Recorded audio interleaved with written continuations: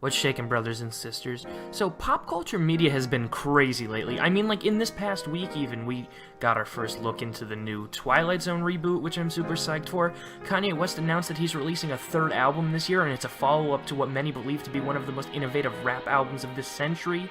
That Eminem MGK thing has reached levels comparable to the Cold War, with one faking footage to make the other feel like an asshole. If this feud doesn't end in a fake boxing match, I'm gonna be so pissed. Oh, yeah, and Drake may have had sexual relations with a minor. Or minors. Anyway, I could talk about any of those things at length and crack low-blow jokes that will definitely piss a lot of people off, but I thought I could instead crack low-blow jokes about something that kinda got swept under the rug under everything else going on. That being Chevy Chase losing his fucking mind.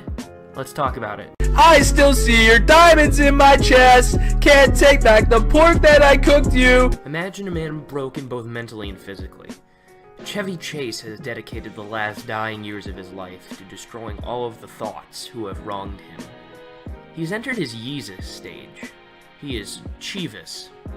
This is the story of Chevy Chase's self-destruction. So the basic gist of this is that Chevy Chase was doing an interview with the Washington Post when he was asked his opinion on Saturday Night Live, which, for those of you who don't know, featured Grandpa Chevy for its first 2 seasons. Now, Grandpa Chevy expressed his dissatisfaction with the current show, and very poignantly, I might add. I'm amazed that Lorne has gone so low. I had to watch a little of it and I just couldn't fucking believe it.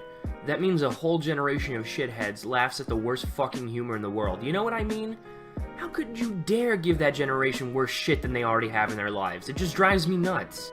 After hearing that, I'd love to know what Chevy has to say about the 2016 Ghostbusters movie, although who knows, maybe he's one of those poor sons of bitches that actually liked it.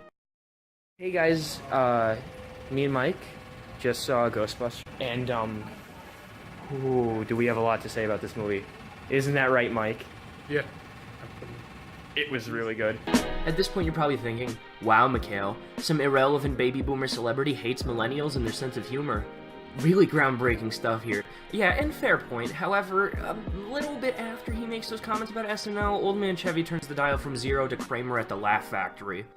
Along with saying SNL stopped being good after the 2nd season, which is conveniently the same time he left, he goes on to bash more specific things, like Will Ferrell's now iconic George W. Bush impression, and,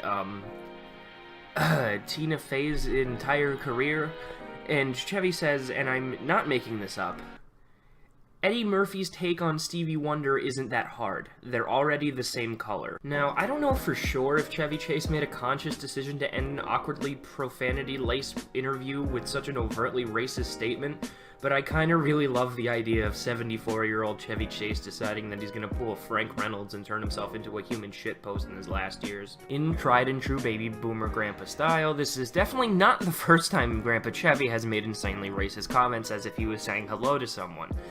A famous story goes that while on the set of Community, Chevy Chase told Donald Glover that, quote, people only think you're funny because you're black.